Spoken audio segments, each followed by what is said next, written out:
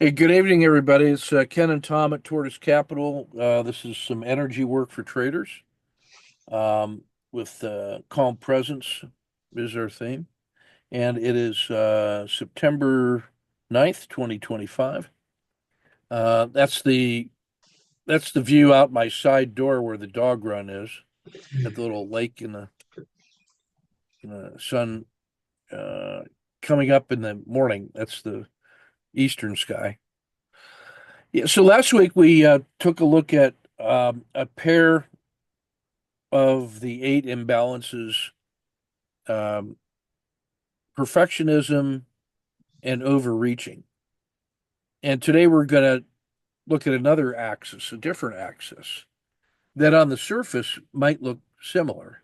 I guess there is some similarity because they are imbalances.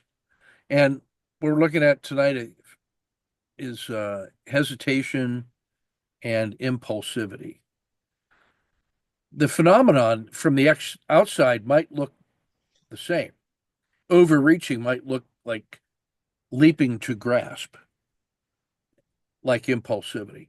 And hesitation might look like perfectionism.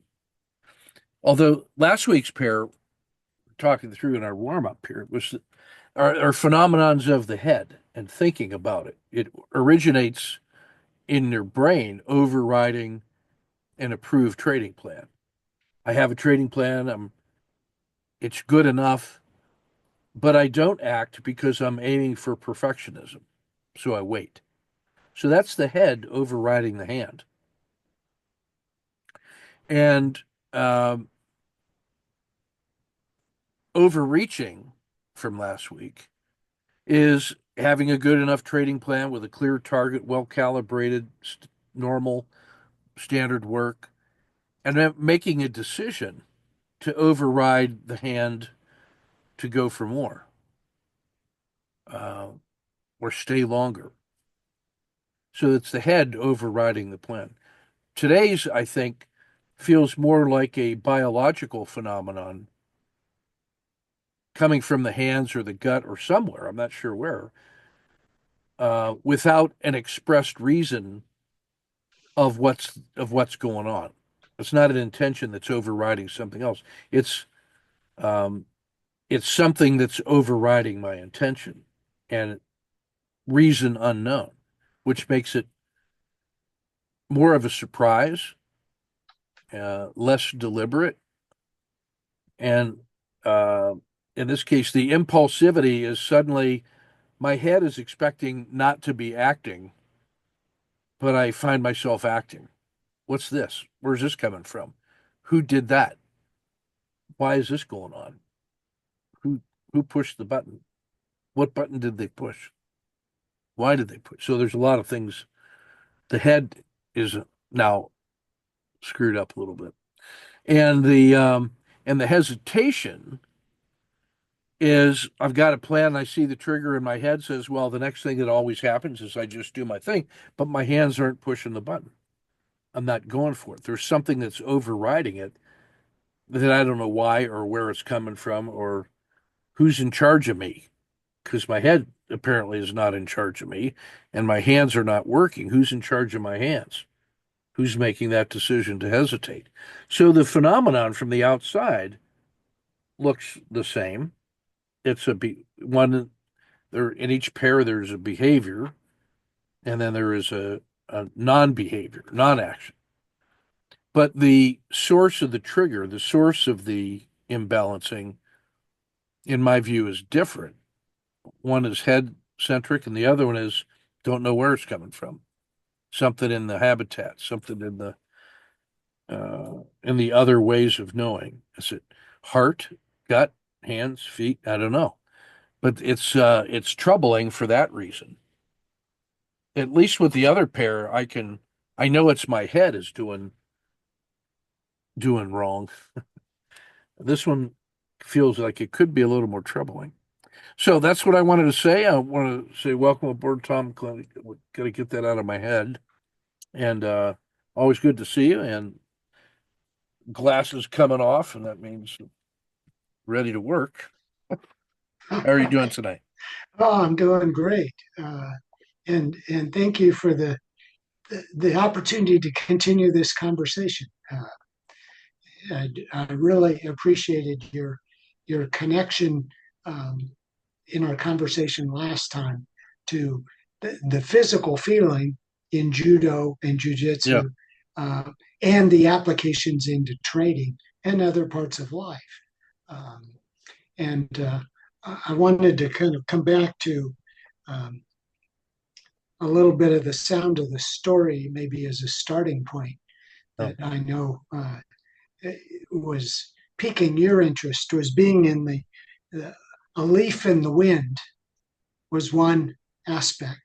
yeah. Another aspect was um, having the flexibility to look around in the eye of the storm to see what's going on and being calm in that Yeah. eye of the storm. Yeah. Those Um, were on my mind all week, those two images. yeah, The thing about the leaf, as I was reflecting on it, was uh, the leaf isn't nervous about being blown about by the storm. Because if you notice after the storm, the leaves are still leaves and they're resting wherever they landed. So it's not like the storm shredded the leaf. The leaf was somehow able to maintain its structural integrity in the middle of a tornado, whereas a tree or a house doesn't. But there's something about the leaf that is so pliable, so relaxed that it can actually conform to the storm, whichever way it wants to push it. It lets mhm, the storm pass very easy because it turns as quickly as the storm pushes. And yeah, then the eye, yeah, being in the eye of that storm, sort of a place of balanced pressure. So as those energies are flowing around in a circle, the center of that thing is feeling equal pressure from all of that. It's balancing that position based on normalizing the pressure that it feels, which gives it that sense of calmness and proper placement. yeah. So yeah, So being balanced in that sense, you offered being that soap bubble, just in that eye of the storm, yeah, feeling the pressure uh, inside and outside. Yeah. yeah. So now maybe we turn to hesitation Okay. and and what does hesitation? What's that experience in a judo context? Yeah, that's sometimes it's a confidence thing. Like there are times in the match where I know that I've trained. I know how much I've trained and what I'm supposed to do. And I've probably been preparing for that particular opponent, know what he does and what he doesn't do. Then I have maybe I've put together something for this match that I want to try to do. I have a specific intention. That normally comes from the head. And Mm, the head wants to direct that musical dance in a certain way. If that hasn't settled in to the core, where you've become the sword, or you become the throw, it can the core doesn't feel like it's ready, or the head's not ready to release the responsibility to the core. Usually, it feels like I haven't done enough due diligence. I haven't fully prepared, or my prep. Maybe I prepared as hard as I could, but my gut is saying that's not enough for this guy. That's not going to get him. Look at him, and something about that presence. And it's like, hey, my preparation doesn't feel like I've done enough. Well, what's my next best? Well, now I'm going to start trying to come up with another plan. So now I've separated my head and body from the judo plan or the training plan. And I said, should I execute the thing that already doesn't feel like it's enough? But at least it's prepared. uh, but I think it's going to fail. Or should I try to spontaneously do something that's different that I haven't prepared for and that wasn't good enough to have come to my own attention during the deliberate planning and training? But then sometimes necessity being the mother of invention, the body can take over and do some things that the head's not prepared for. I mean, there have been a number of times when the move starts happening before I've thought about it. Either a moment of inspiration or it was something that had been I'd trained and forgotten and muscle memory's taken over. And maybe it's just a lower probability move, but why not? The higher probability move doesn't feel like it's going to work. So, in many ways, I think the hesitation is some kind of total body recognition that my head, heart, gut, hands, and feet are not fully aligned and totally committed to the throw or to the move or to the strategy. And since there's still time and space before the engagement, the hesitation can sometimes simply be, well, let's walk around him a little bit and let's just defer this fools rush in kind of approach. I don't have to rush Mhm. right in. The match is still going on. There's more time and space to explore possibilities. Maybe I'll see something that wasn't apparent. Uh, maybe uh, maybe the training plan was I needed to see a certain setup in his footwork, and I'm not seeing it, and I should be seeing it because everything I've studied, when I do this, he normally does that, and then I can do my thing, but he's not doing that. So here's a case where this is not a uh, disbelief in the training plan or the prep. It's just that all the preconditions in trading, we might say, not all the setup criteria have been hit. So rather than take a shortcut, it's better to continue to stalk. So that feels different than a decision not to take the throw that should be taken. In one case, the criteria are met, but I'm not committed. We might think of that as time, will, pattern, and money. Mhm. It's the right time. I'm seeing the pattern.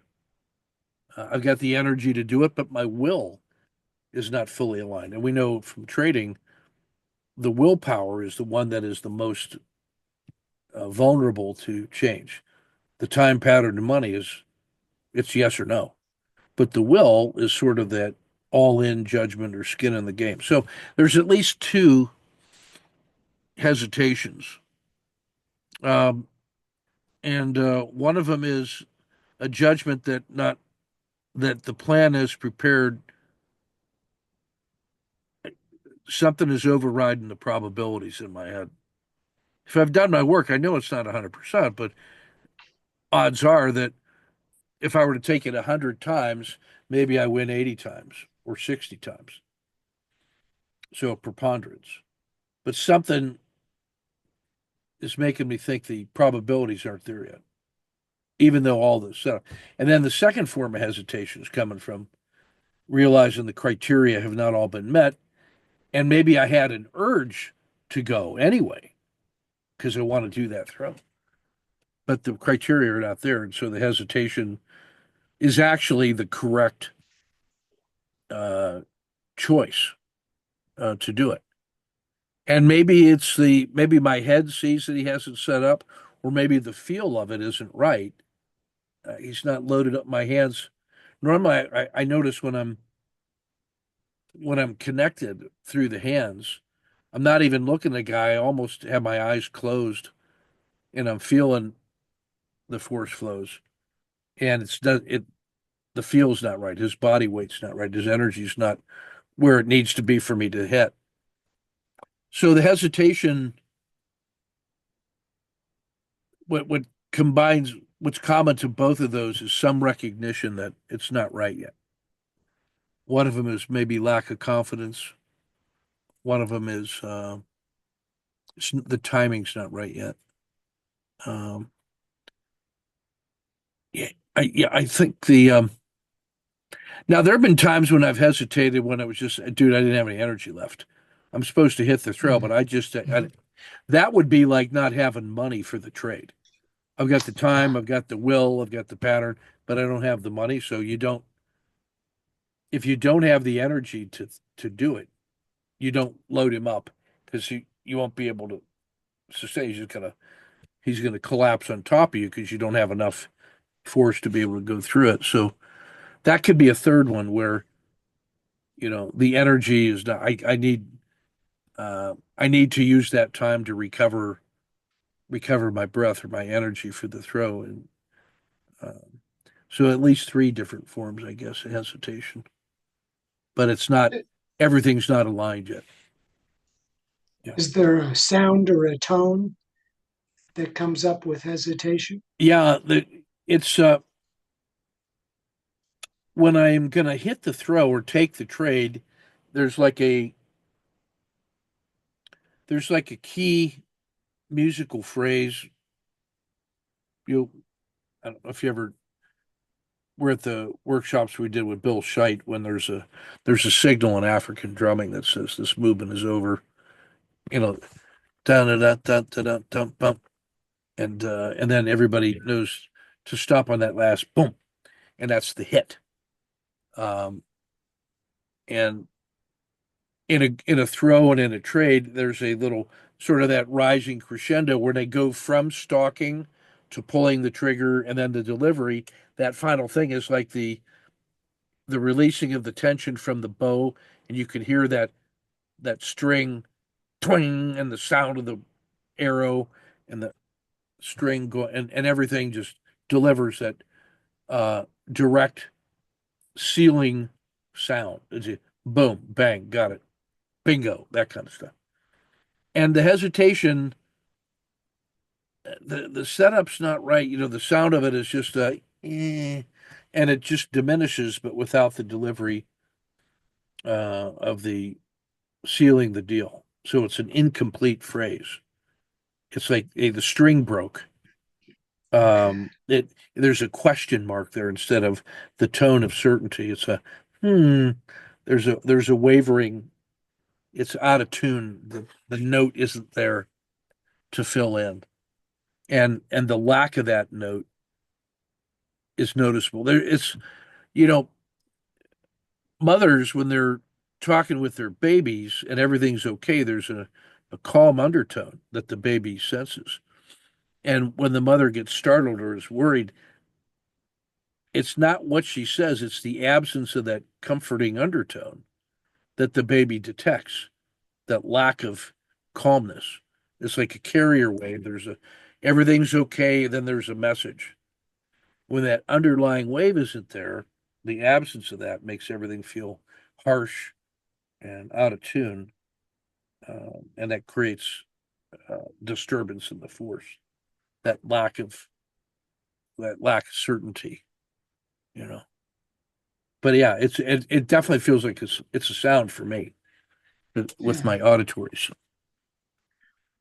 And you mentioned before that when you're feeling imbalance in the flow, Yeah, you're feeling that tone in your solar plexus. yeah, This absence of tone, do you have a sense of where yeah, you yeah. notice that? It's more in this one is higher up, kind of like the heart in the heart area. That something doesn't feel right. Like there's a lack of alignment. Normally, I think of the heart as the thing that aligns my head, hands, gut, and feet, Mhm. and it doesn't feel like an upset stomach or anything like that. It's that lack of contentment, lack of finishing, because the gut may want to go. I'm supposed to go, Okay. and the head is, but there's something somewhere between the head. I think it's in the heart that says it's not all correct. It's not yet correct to go all in and pull the trigger and just go correctly. There's So I'm hearing yeah, a lack of resonance yeah, yeah. that That's what. that the heart's picking up Yeah, there's a in its shallowness. electromagnetic Yeah, yeah. action. Yeah, I think that's what it is. There's a the heart which generates waves is not in Yeah. alignment with the feelings of the gut and the head. There's an incompleteness there. There's a discord. There's a Mhm. discordant note. It's not right, Yeah. and that needs to be respected. And it's not fear yet. It might be fear. It may be, as we said before, a lack of preparation, lack of conviction, not enough energy. There, so the hesitation can be triggered from some different angles, but uh, all the pieces are not there holding hands and going for it. Completing the circuit. Completing Mhm. of the circuit is what makes the tone hit, and the absence of that tone is like the circuit's not right, and uh, Okay. and the hesitation is like it can be confusing because they don't have the answer. Why am I hesitating? If my head was if my head was causing the hesitation, I would know why I'm not acting. In last week's note, it was my head wanted perfectionism, so I knew why I was not pulling the trigger. That's not Mhm. what this one is. This one has a source unknown. There's just something not quite right in the circuit, and we need to check the whole circuit board. That's sort of what it feels like. There's a discordant note. You know, What sometimes in might the be? radio, in Yeah. combat, um, it, you can hear how guys are doing on the radio when it's bad. That you can tell his state of mind by the tone, and it's not even so much what he's saying, but how he's saying it. You can feel that underlying tone. There's a world of difference between a guy that says on the radio in combat, uh, we're at 70% strength, enemies coming through the wire, totally surrounded, running low on ammunition. We're good for another 30 minutes, and then we're going to get some reinforcements on the west side. Over. Okay. It's not good, but he's got it. And then another guy who's saying he may actually be in better objective state than the first guy, but you can hear the fear and the doubt and the uncertainty uh, coming through, and it doesn't feel like he's in command of the moment. He's reacting instead of acting.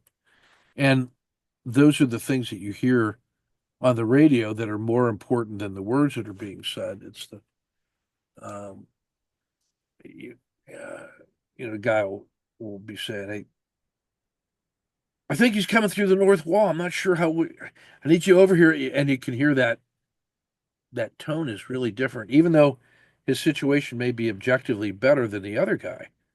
It's just how are their hands on the reins right now or the steering wheel, and is the circuit completed? That kind of thing. So that's what it sounds like. So when you hear that unsettled carrier wave on the radio, Yeah. what's the antidote? What's the action you take as the receiver? Well, instantly, I'm looking for ways uh, to commit uncommitted assets to respond to that. If I've done my job, then I have a series of uh, resources I could release. I can, you know, mortars, artillery, commit the reserve, get a unit on the left and right, tell them to move. There, there are things that there are measures that I could take. Each one maybe a little more than the next one. You're trying to calibrate the response that allows us to maintain control of the situation without overcommitting too many resources. You're always trying to husband that out correctly, to apply just the needed response.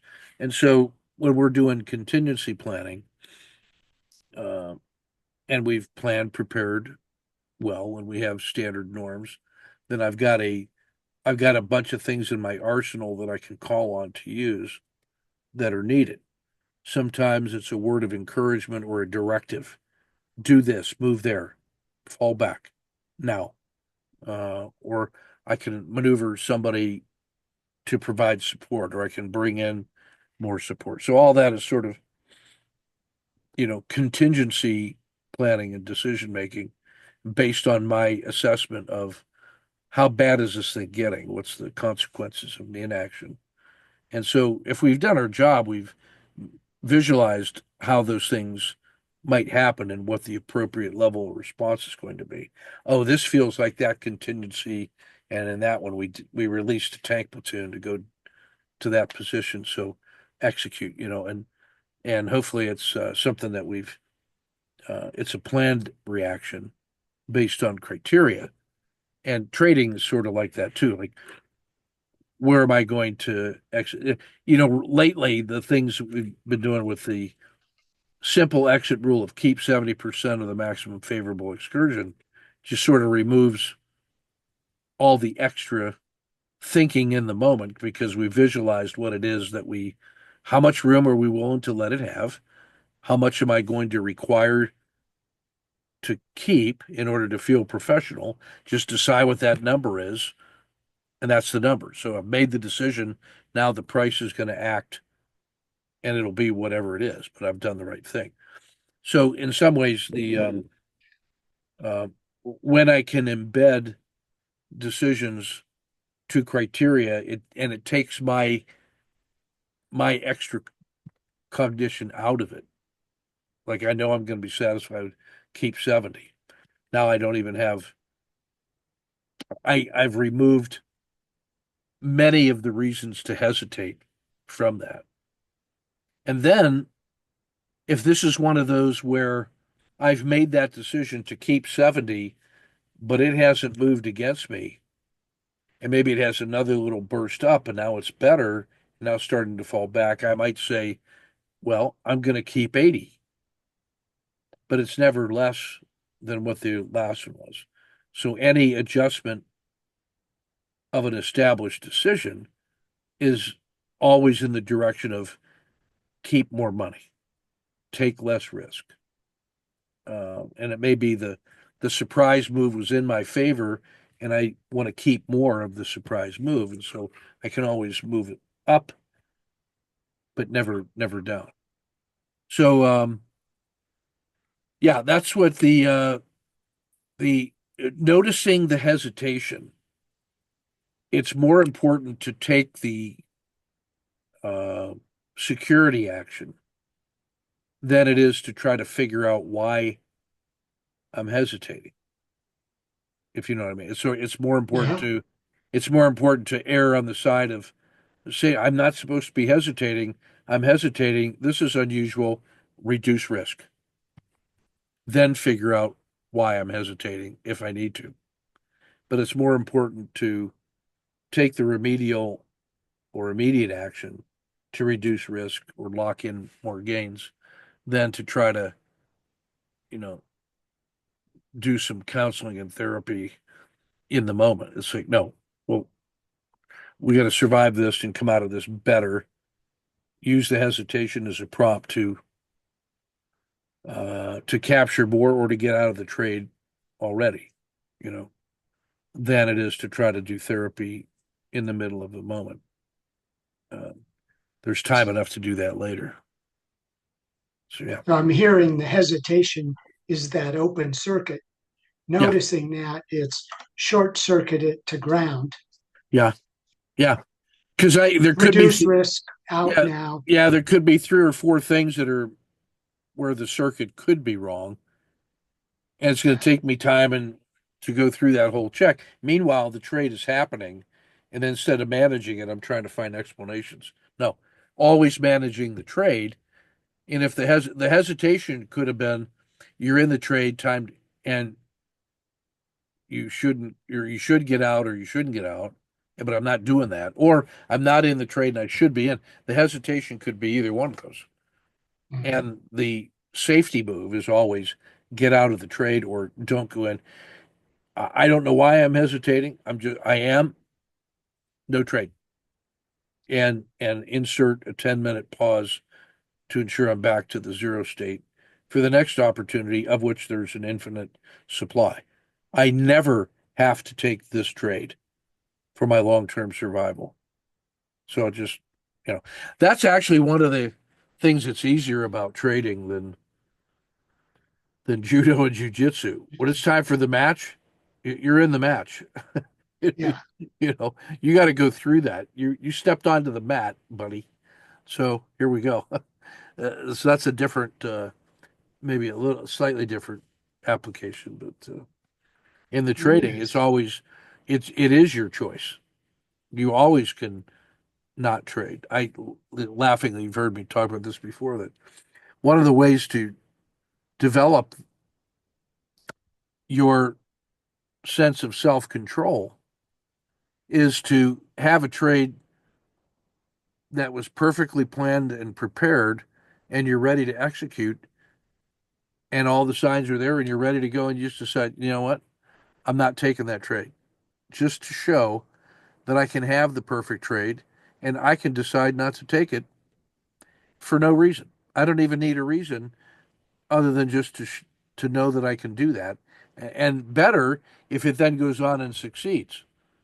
Because if I can do that, if I can let that trade go, give one to the other people, let the next guy get it, then I'm never under pressure to take a trade that doesn't meet all my criteria, which leads us over more towards the impulsivity, the Yeah, response to let's impulsivity is. yeah, let's step into that Yeah, impulsivity. yeah, that's Yeah, a good connector. Yeah, impulsivity is sort of it's almost the shadow opposite or the polar opposite of the hesitation. The hesitation is not acting when I am expecting to be acting. And the impulsivity is urge for action when I shouldn't be acting, right? I think I'm not acting. And then suddenly I'm feeling the urge to whoop, there we go. And hopefully there's some time between the trigger to initiate the action and the action, the point of no return. Uh, that maybe there's a way I can catch it before it gets out the barrel, catch the bullet before it leaves the barrel. Good luck with that sometimes. You know, it's like, well, that's one that got away. I mean, for the shorter term trading, intraday, that's almost impossible to do. And the corrective action on it might be I entered, oh, exit. And now suddenly you say, I just had a 5 second trade. Well, what was that?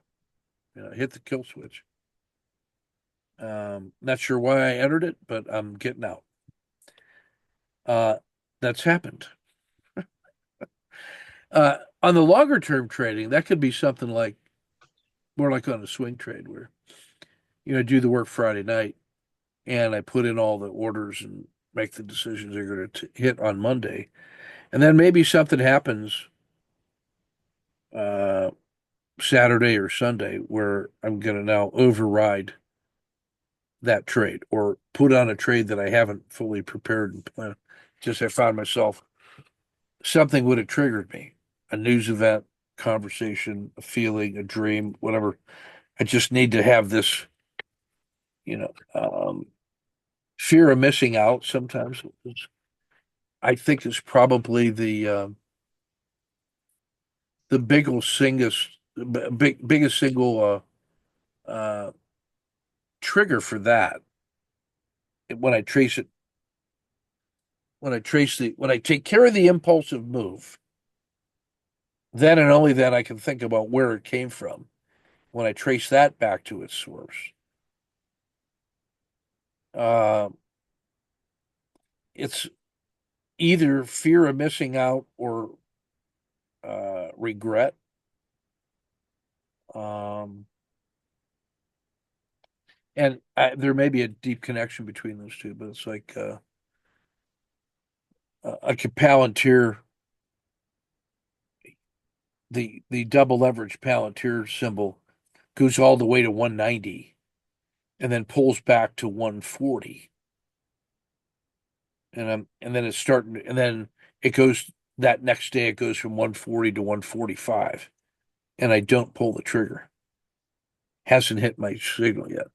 And that's like, God dang, there's going to be a big gap up and a go tomorrow. And if I don't I regret not getting it in that $5 intraday move and then keeping a piece. For whatever reason, I didn't pull the trigger on it. And now the fear of missing out on tomorrow's move, which I think is always going to start with a gap up and then go. That happens a lot on the story stocks.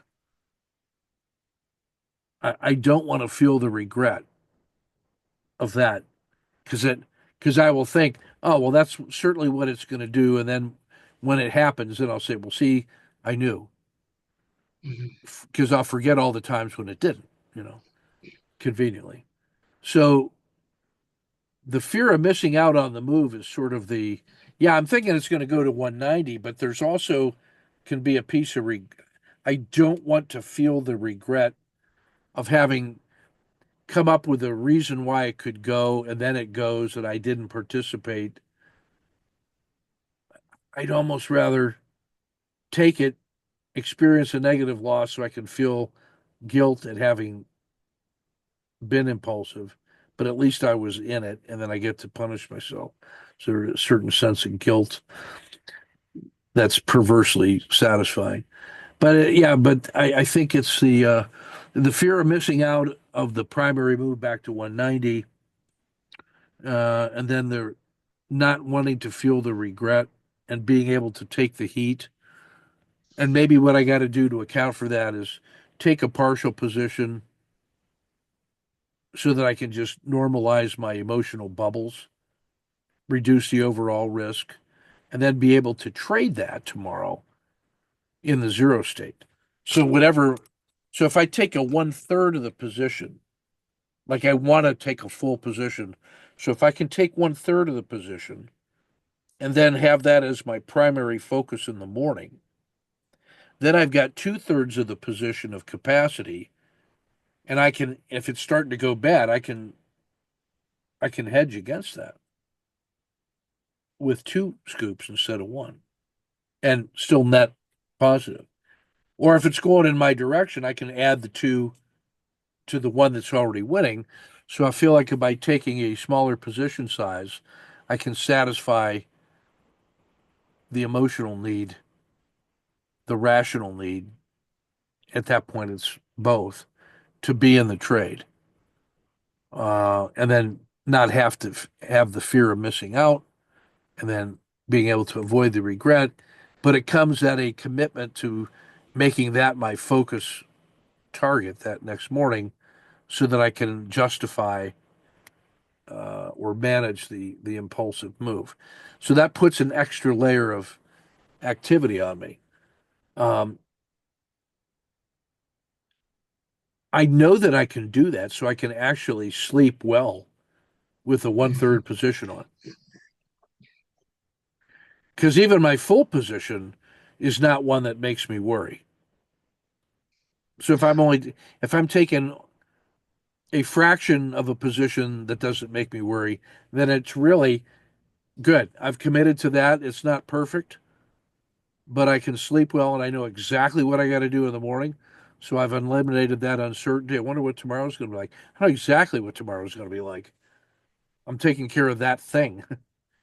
Now, the good news is that I don't, that doesn't happen every night. That may happen once every couple of weeks, sort of just like a special case. Well, this is one of those times, maybe a couple times a month.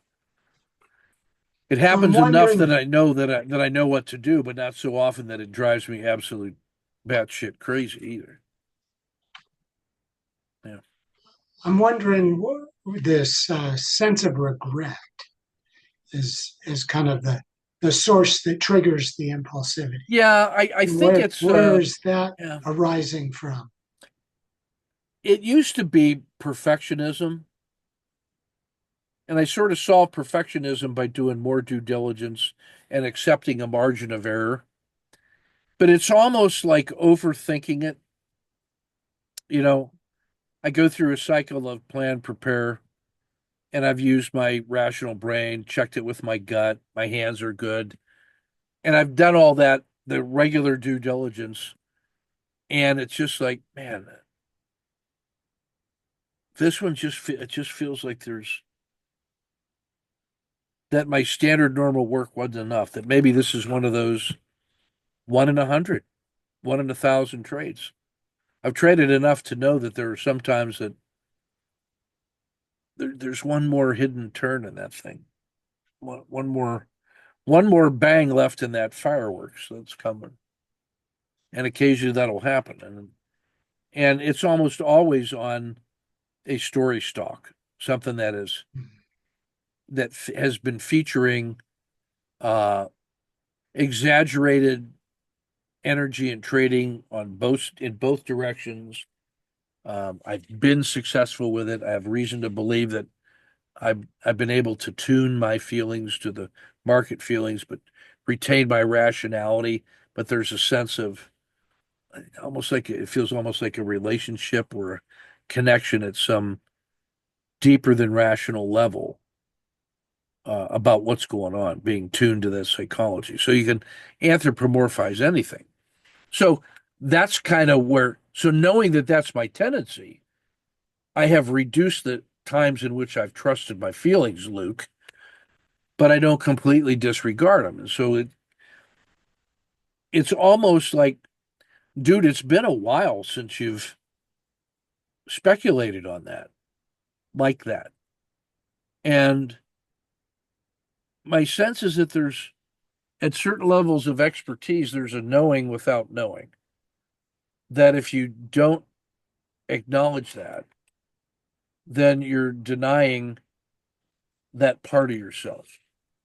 And so it's almost like a ceremonial acknowledgement that no amount of due diligence is ever quite enough. That maybe this is just one of those things when, having done the due diligence, I nevertheless am going to do this thing, but I'm going to do it at 1/3 of the skill level or 1/3 of the exposure level, and it's going to be my focus in the morning. So rather than suffering through the decision ahead of time, I know that I can trade my way out of it no matter what because of the safety of the position sizing. So this is almost like it's almost just a practice and a rehearsal at deliberately lower risk. So I'm not taking on an existential risk. It's never betting the farm. It's always at a much lower, almost a pro forma kind of an approach. It's hard to describe beyond that, other than to say, um, well, here's where that comes from. I've thought a lot about that.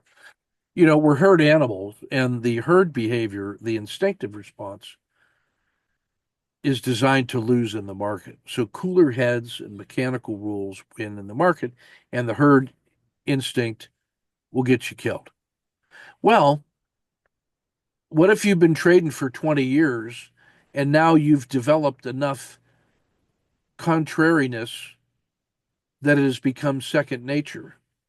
And then you have a feeling about that trade that's driven by what? Your contrary nature as not a member of the herd, or was this your membership in the biological herd speaking? Where exactly is that feeling coming from?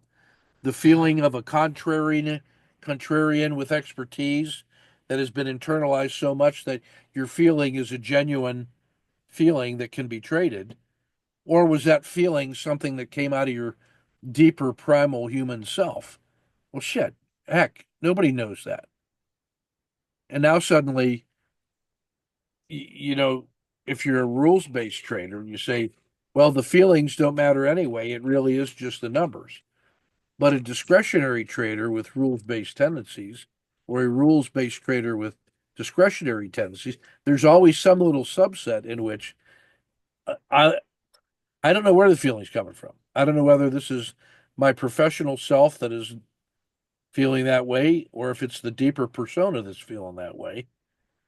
Um, and it's almost a it's an itchy little curiosity which feels a little different than pure fear of missing out and greed speaking like and and I guess that's what the regret is. The regret would be, hey, you know that you have these different kinds of feelings, and this feels like the professional feeling. Just saying.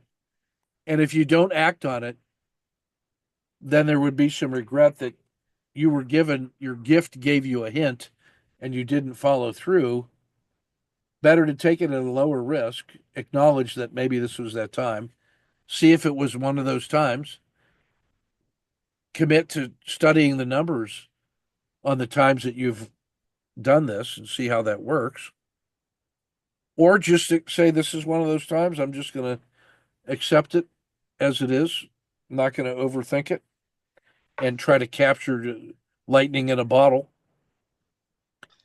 Well, I'm wondering, the analogy that comes to mind for me on the mat is the regret might be your opponent gave you an opening and you didn't fill Yeah. it.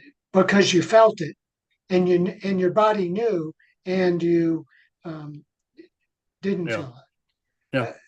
The impulsivity piece um, could be a surprise. The opponent was in a space that was threatening, and and then we react without the training, Yeah. and we overcommit in that reaction Yeah. because of impulsivity. Yeah. The decision space on the mat is actually much shorter in duration than the trading. What I can be is, yeah, when I'm day trading, the decisions are happening quick. Yeah, but I spent 24 hours prepping that thing Mhm. and have was very, very deliberate in all the planning and prep. And the actual execution, although it happens fast, is not like spontaneous surprise and there you go. That doesn't happen hardly at all. But this is almost always winding down near the end of the day, and there's a little hint of something. And at some point, it's important enough to just do it at the lower risk, and then live with it, knowing that you haven't risked the farm. I remember he listened to a comedian talk about this once. He said, when a guy goes for a joke that is going to be offensive to some people, and he wasn't planning on doing it, but the joke just appeared, and he goes for it, is an honor and respect to the gift or the art. It showed up. I'm a comedian. I know that these things come from places, and if I decide to override and say I'm not going to tell that joke, then I've said no to the art.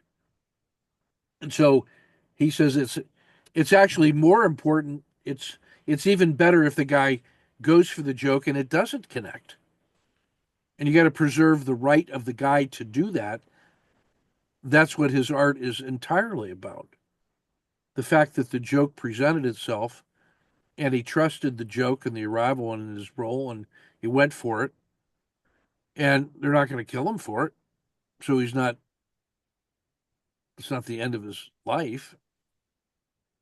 I guess maybe a comedian could be the end of his career if he can't recover from it. I don't know, but there's something about it's connected at the art level in there somewhere. And my reconciliation of it is really just to say, if this is one of those, if I'm still, am I still thinking about this thing? Like if I spend more than a minute thinking about it, that's a long time, and for me to be thinking about that frame, it's like, should I, and suffer about a minute, 5 minutes, I don't know. Just take it at some trade one share, get some skin in the game, or put up to a third of a position, somewhere between one share and a third of a position. Pick that number, and then trade. I like one third, just because if I'm going to suffer this much, I'm going to make it economically significant. You know, that's not a symbolic trade. I still want to have some money on it. But that's kind of, I guess, that's a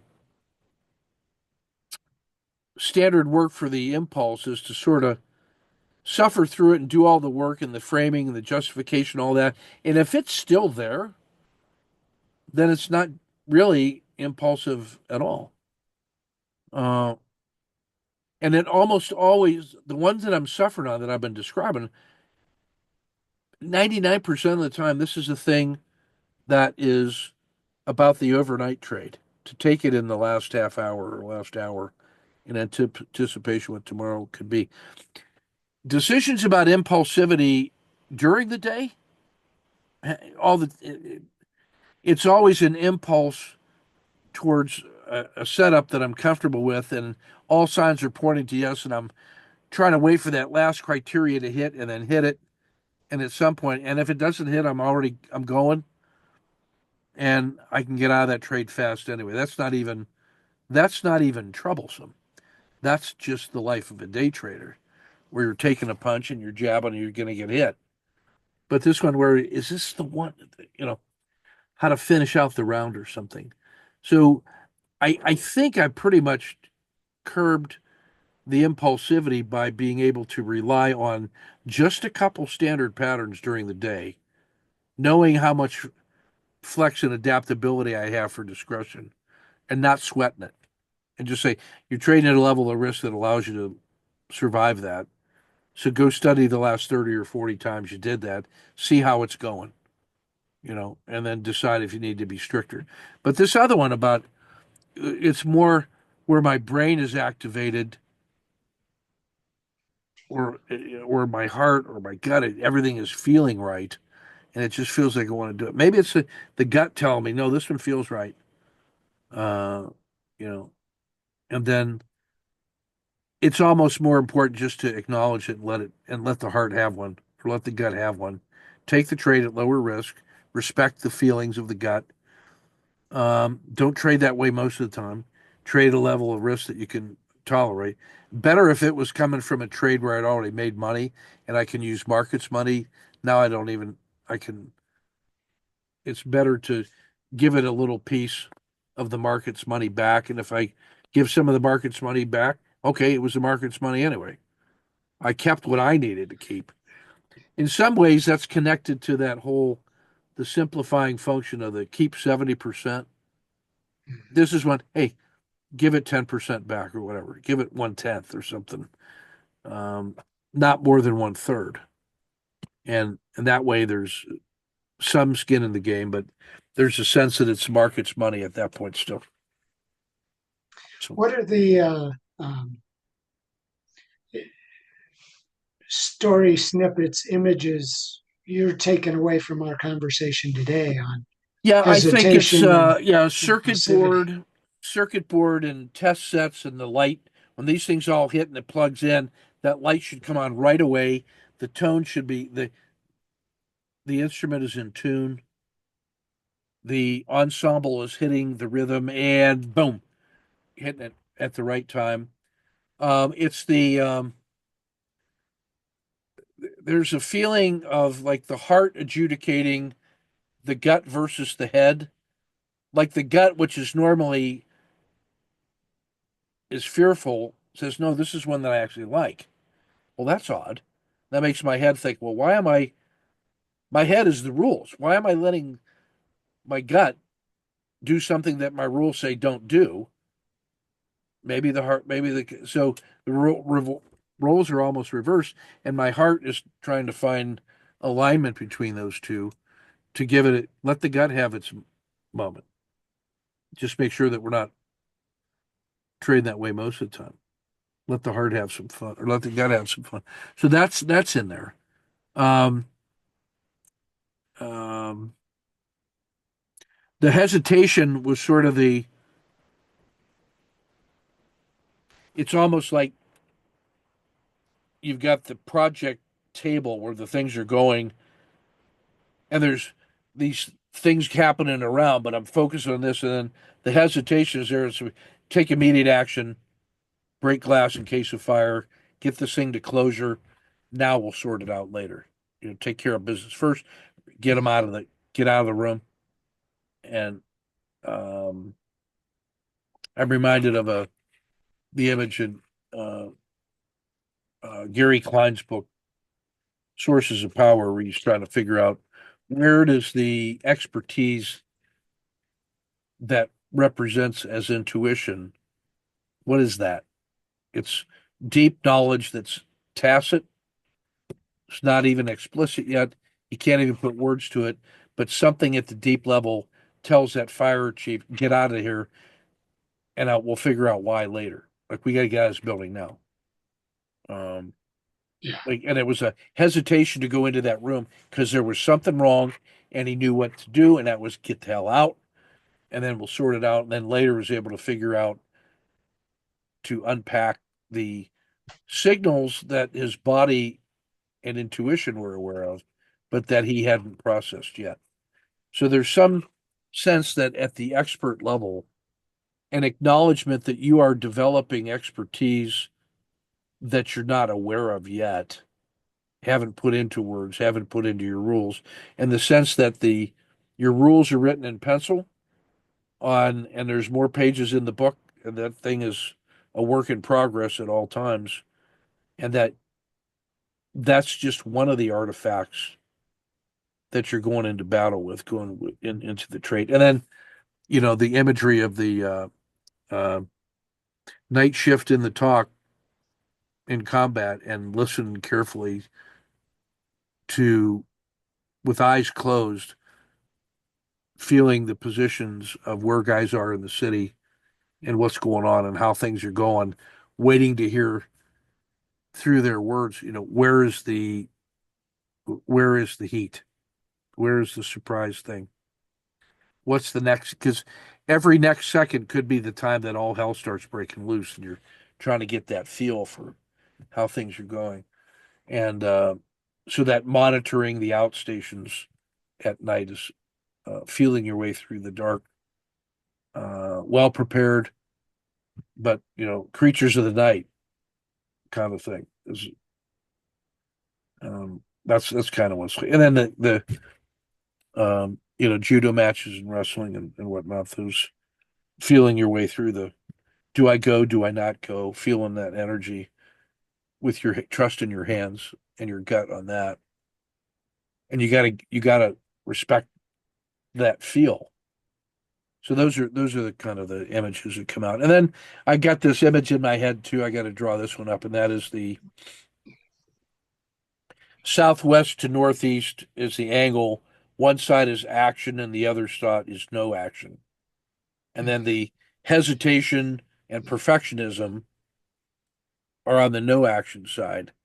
The impulsivity and the overreach are on the action side, on two different axes, but they're two different axes.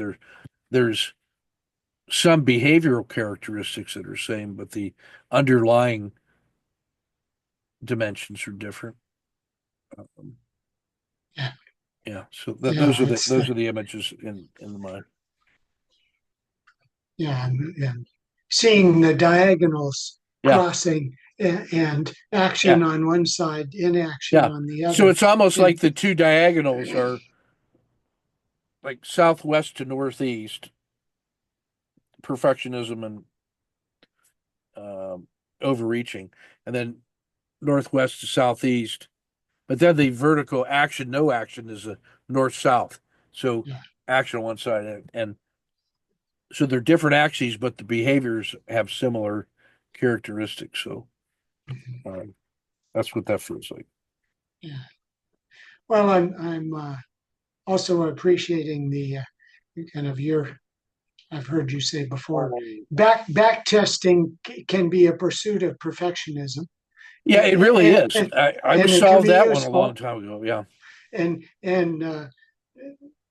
trading one share Well, here I just realized get too you that ahead. vertical action, no action.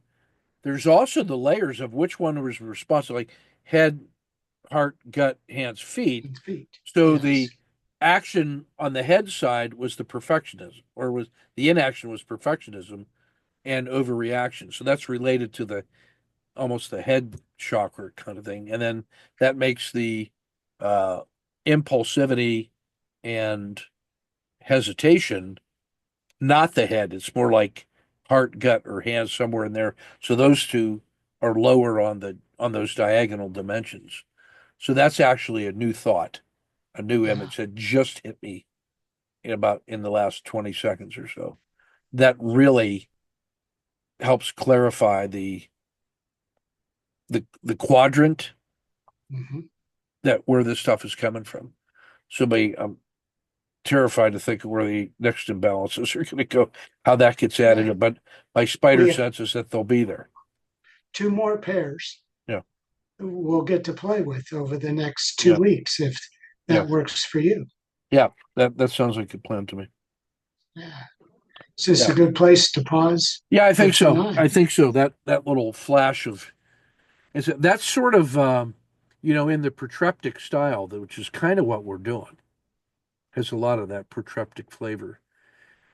It's always one sort of you sort of know when you got the insight that you needed that everything sort of and I heard it as a click as soon as I was describing the diagonals and the vertical, and I said, "Oh, if that's vertical, now it's like, oh, it's the walking man," and now Yeah. I instantly saw how all that quickly integrated into a single flashcard, and it's like, oh, got it.